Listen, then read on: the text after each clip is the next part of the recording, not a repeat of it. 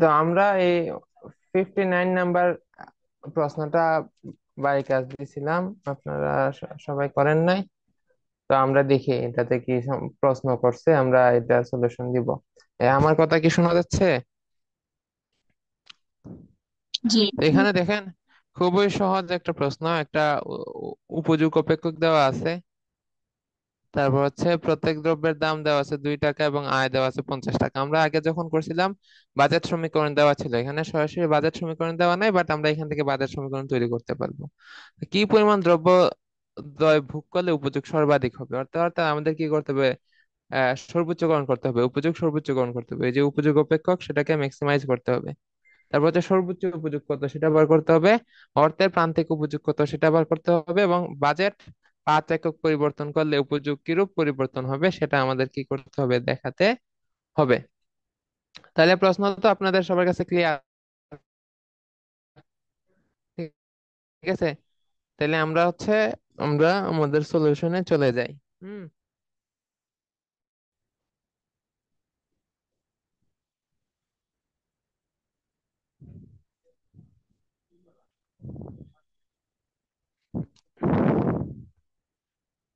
আচ্ছা, দেখা যাচ্ছে?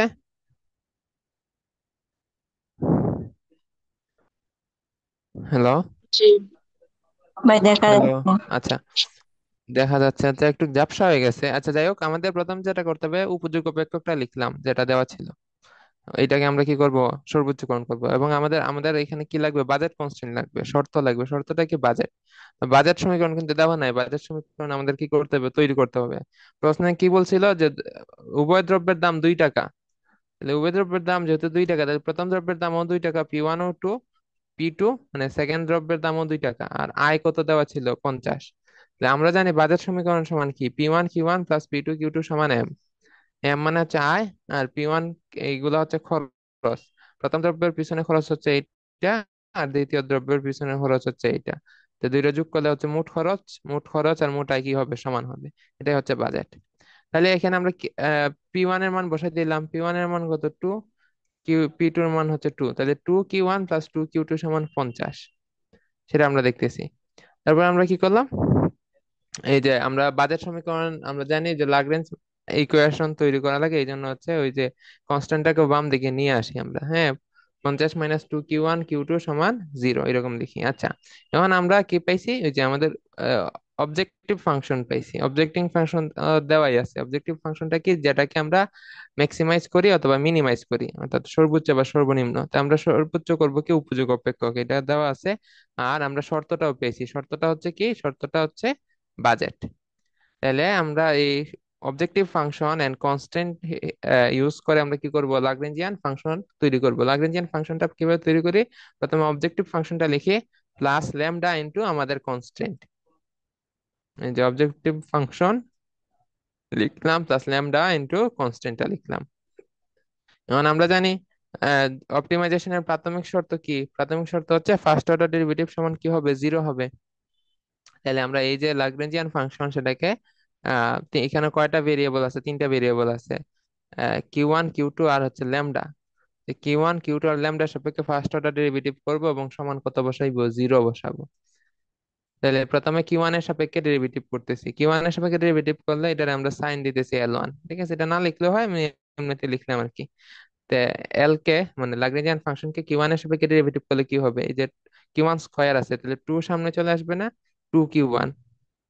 এখানের মধ্যে Q1 নাই, তাহলে এটা হয়ে যাবে 0, এটা চলে যাবে। এখানে কি আছে, 2Q1 Q2, তে Q1 এর সাপেক্ষে ডেরিভেটিভ করলে এটা হয়ে যাবে 1, থাকবে শুধু 2Q2। 2Q2। আর এখানে কি আছে, যে -2Q1 আছে, তাহলে Q1 এর সাপেক্ষে ডেরিভেটিভ করলে -2। -2 সাথে গুণ আছে ল্যামডা, তাহলে -2 ল্যামডা সমান 0। বুঝা গেছে? এগুলো তো পারেন আপনারা, পাশে ফার্স্ট অর্ডার পার্শিয়াল ডেরিভেটিভ তো আপনারা খুব সহজেই পারেন। এই পর্যন্ত ঠিক আছে?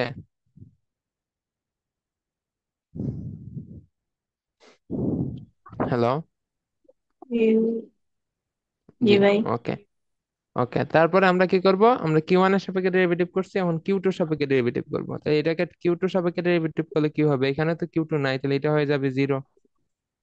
ভাই এখানে অনেক আছে টু কিউ টু। ল্যামডা কেটে লাগলো ওই যে -2λ ওখানে। দেখুন এই অংশ এই টার্মে Q1 আসেনি।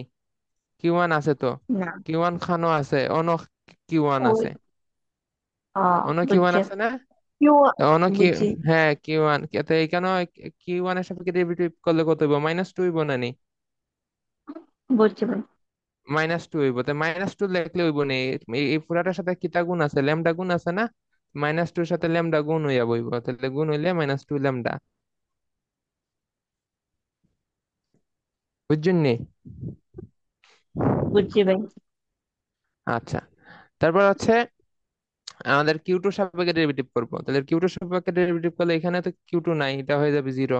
এখানে কিউ টু আছে, তো কিউ টু কে কিউ টু সাপেক্ষে ডেরিভেটিভ করলে থাকবে শুধু 2 প্লাস এখানে কিউ টু সাপেক্ষে বললে কিউ টু হয়ে যাবে 1, তাহলে থাকবে 2Q1। 2Q1 মাইনাস একইভাবে -2λ, -2λ সমান 0। তাহলে 2λ সমান 2 প্লাস 2Q1, সুতরাং ল্যামডা সমান 1 প্লাস Q1। এখানে ল্যামডা সমান Q1 প্লাস Q2, ওই যে 2 কমন নিয়ে উঠাই ফেলছি। ঠিক আছে, তাহলে এটাকে দিলাম আমরা ল্যামডা সমান Q1 Q2 কে দিলাম 1 নং সমীকরণ, আর ল্যামডা সমান 1 প্লাস Q1 কে দিলাম 2 নং সমীকরণ। এখন আমরা কি করব? ল্যামডা সাপেক্ষে ডেরিভেটিভ করব। তাহলে ল্যামডা সাপেক্ষে ডেরিভেটিভ করলে আমি সবসময় বলি ল্যামডা সাপেক্ষে ডেরিভেটিভ করলে কি হয়, ওই বাজেট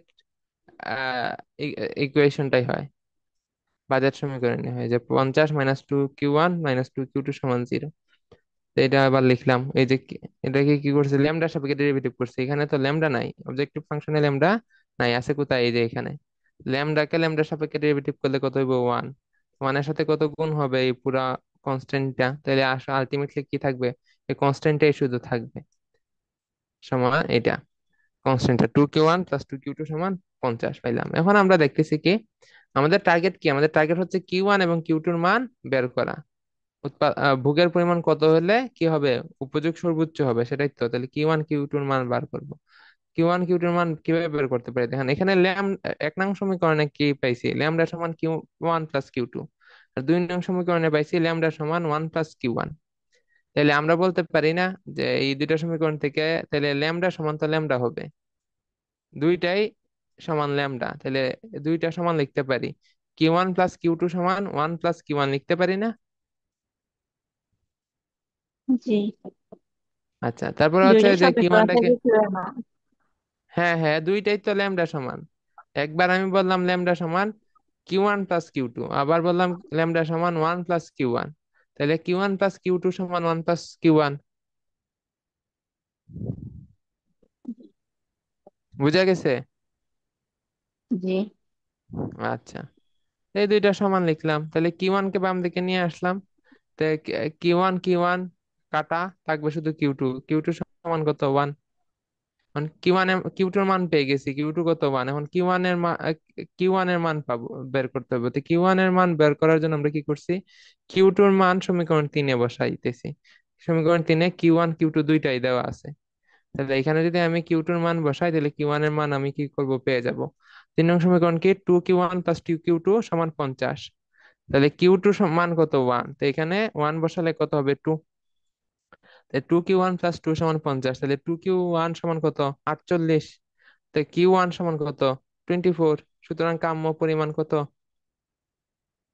Q1 24, Q2 1, অর্থাৎ এই পরিমাণ ভোগ করলে আমার কি হবে, অপটিমাইজ হবে, ইউটিলিটি কি হবে, অপটিমাইজ হবে। এখন আমি কিন্তু নিশ্চিত দিয়ে বলতে পারতেছি না সর্বোচ্চ হবে, আমি বলছি কাম্য হবে। কাম্য মানে হচ্ছে সর্বোচ্চ বা সর্বনিম্ন দুইটাকেই নির্দেশ করে। তো ফার্স্ট অর্ডার কন্ডিশনের মাধ্যমে আমরা সর্বোচ্চ নাকি সর্বনিম্ন সেটা কিন্তু বলতে পারি না, জাস্ট আমরা বলি অপটিমাইজড হয়েছে, হয় সর্বোচ্চ না হয় সর্বনিম্ন হয়েছে। তাইলে আমরা বুঝলাম যে Q1 এর পরিমাণ 24 এবং Q2 এর পরিমাণ 1 হলে আমাদের উপযোগ হয় সর্বোচ্চ না হয় সর্বনিম্ন হবে। তো সবসময় মনে রাখবেন উপযোগ সবসময় সর্বোচ্চই হইব। ইকুয়েশন এমন ভাবেই থাকে। তারপরেও আমাদের পর্যাপ্ত শর্তের মাধ্যমে প্রমাণ করতে হবে এই যে Q1 এবং Q2 অপটিমাইজ ভ্যালু আমরা পাইছি, সেগুলো আসলে কি দেখাইতেছে, সর্বোচ্চ উপযোগ দেখাইতেছে।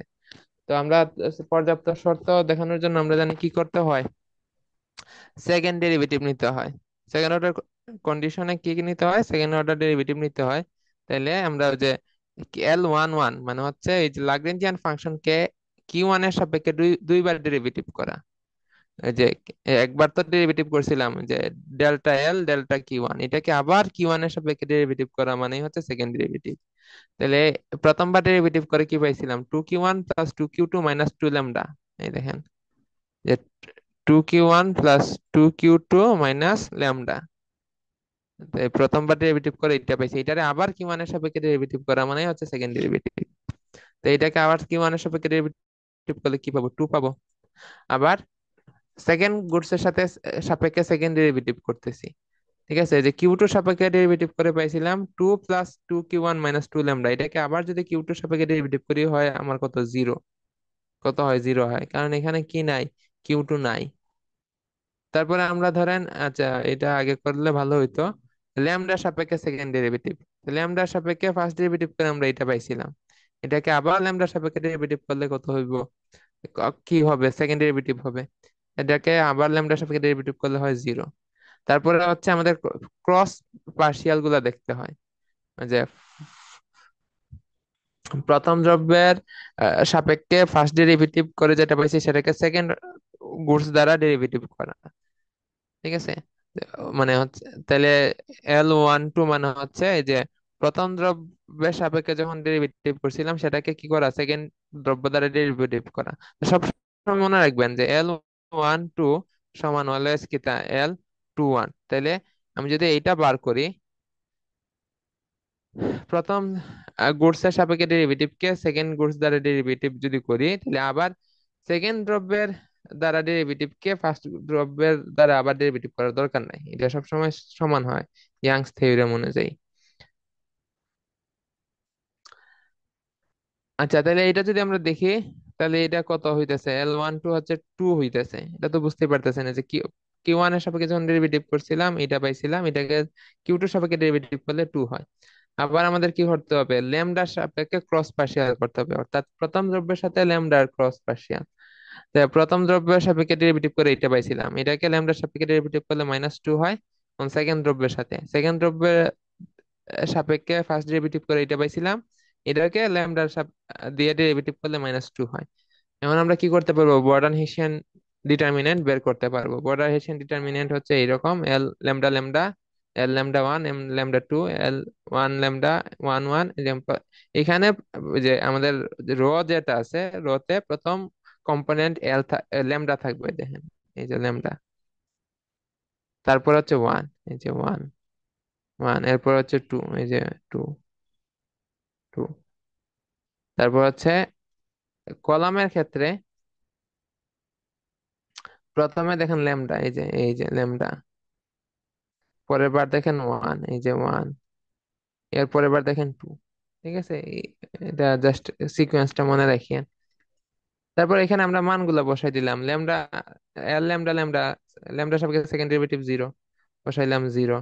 এল ল্যামডা ওয়ান, এল ল্যামডা ওয়ান কই, আচ্ছা এল ওয়ান ল্যামডা আছে, ওয়ান ল্যামডা যে কথা ল্যামডা ওয়ান একই কথা, এটা সমান কত, -2। এই যে বসাইলাম -2। তারপর হচ্ছে এল ল্যামডা টু, এল ল্যামডা টু যে কথা, এল টু ল্যামডা একই কথা, এটাও -2 এরকম মান সবগুলা বসাইলাম। বসাইয়া অন ডিটারমিনেন্ট বের করতেছি। প্রথমটা হচ্ছে জিরো, তো জিরোর সাথে আমি যাই গুণ দিই না কেন এটা জিরোই হবে, আমি আর কিছু লিখিই নাই। তারপর হচ্ছে পরেরটাতে চলে গেছি, পরেরটা কি আছে, -2। তো -2 এর আগে আবার মাইনাস হলে কি হবে, +2 হয়ে যাবে। তো এইটার সাথে কি এটার মাইনাস গুণ হবে, তাহলে এইটা, এইটা বাদ থাকবে, এইটা গুণ এইটা, এইটা গুণ এইটা মাইনাস এইটা গুণ এইটা। তাহলে -2 সাথে জিরো গুণ দিলে জিরো। আর মাইনাস হচ্ছে কি, -2 গুণ 2, তো -2 গুণ 2 হচ্ছে -4। তাহলে জিরো থেকে -4 বিয়োগ দিলে কি হবে, -4 কে বিয়োগ দিয়ে দিয়েছি, তাহলে মাইনাসে মাইনাসে প্লাস হয়ে যাবে। তারপর এখানে আবার কি আছে, -2 আছে, -2। তাহলে এই কলম কাটা, তাহলে এইটা গুণ এইটা মাইনাস এইটা গুণ এইটা, তাহলে কি থাকতেছে, -2 × 2 হচ্ছে -4। আর -2 × 2 হচ্ছে -4, কিন্তু এখানে তো সূত্রে মাইনাস, তাহলে মাইনাসে মাইনাস আবার কি প্লাস। তাহলে কি থাকতেছে, জিরো প্লাস, যে 4 × 2 = 8, প্লাস এই এই +4 -4 সমান কত, জিরো। জিরো দিয়ে -2 কে গুণ করলে জিরোই হবে, তাহলে সমান কত হইতেছে, 4। তো যেহেতু বর্ডান হেসিয়ান ডিটারমিন্যান্ট পজিটিভ, সুতরাং এই বিন্দুতে ভোগের পরিমাণ যখন 24 আর 1টা হয়, Q1 24টা এবং Q2 1টা, যখন আমরা কনজিউম করব তখন উপযোগ কি হবে, সর্বোচ্চ হবে। তাহলে আমাদের যে প্রথম প্রশ্নটা যে আহ, পরিমাণ বের করার জন্য কতটুকু কতটুকু ভোগ করলে উপযোগ সর্বোচ্চ হবে সেটা আমরা বের করে ফেলছি। Q1 24টা এবং Q2 একটা কনজিউম করলে আমাদের উপযোগ কি হবে, সর্বোচ্চ হবে। মানে আমাদের দ্বিতীয় প্রশ্ন ছিল যে সর্বোচ্চ উপযোগ কত সেটা বার করবো। তো এটা তো একদম ইজি, আমরা Q1 Q2 এর মান বের করে ফেলছি। এখন উপযোগ ফাংশন তো দেওয়া আছে, উপযোগ অপেক্ষকে Q1 এবং Q2 এর মান বসালে তো সর্বোচ্চ উপযোগ পেয়ে যাব। অর্থাৎ কারণ কি, Q1 এবং Q2 কি দেখাইতেছে, এতটুকু কনজিউম করলে আমাদের উপযোগ কি হবে, সর্বোচ্চ হবে। তাহলে আমি যদি ফাংশনে Q1 এর মান এবং Q2 এর মান বসাই দিই, যে উপযোগ পাবো সেটাই কি আসলে এই ফাংশনের সর্বোচ্চ উপযোগ এই বাজেটের সাপেক্ষে।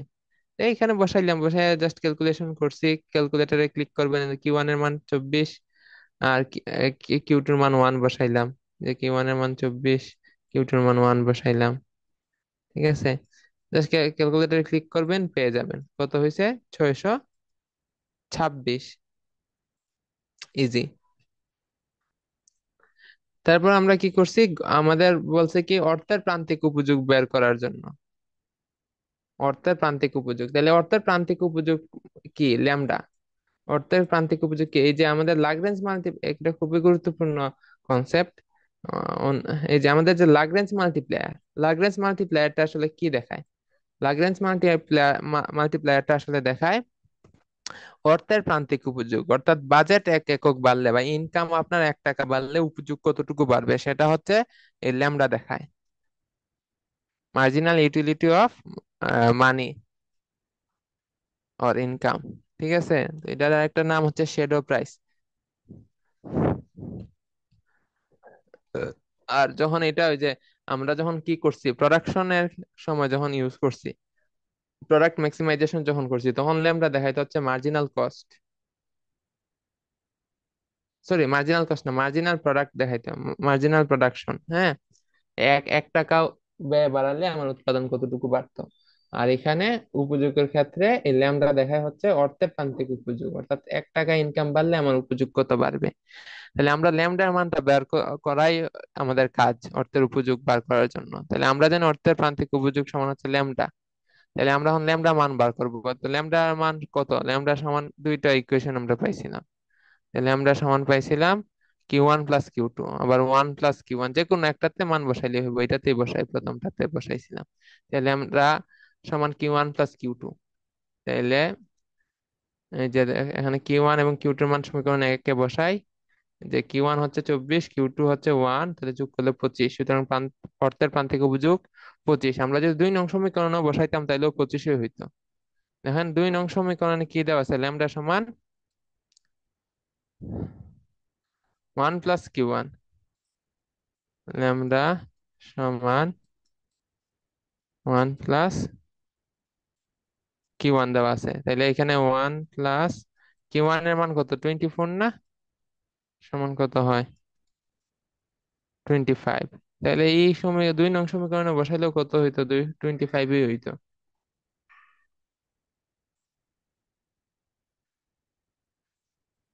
তাহলে আমরা অর্থের প্রান্তিক উপযোগও বের করে ফেলছি, অর্থের প্রান্তিক উপযোগ কত, 25। ঠিক আছে, তারপরে আমাদের বলছে যে বাজেট যদি 5 একক পরিবর্তন হয় তাহলে মোট উপযোগ কতটুকু চেঞ্জ হবে। এখন প্রান্তিক উপযোগ কি দেখায়, প্রান্তিক উপযোগ দেখায় হচ্ছে 1 একক পরিবর্তনের ফলে কতটুকু চেঞ্জ হয় মোট।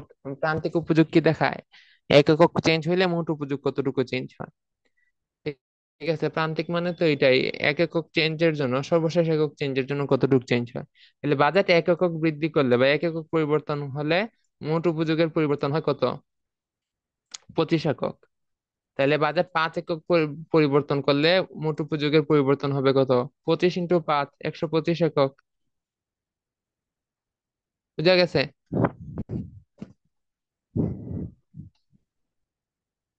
হ্যালো। হুম, জি ভাইয়া বুঝা গেছে। এই তো কত ইজি, আপনারা করলেন না কেন?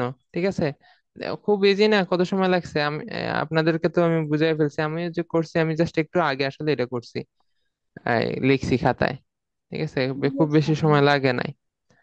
তো আপনারা এটা করবেন, হ্যাঁ এটা করবেন, আর আমি আরো প্রশ্ন দিব, এগুলোও করতে হইব। তো আজকের মতো এই পর্যন্তই থাকি আমরা। হ্যাঁ, এটা পিডিএফটা দিয়ে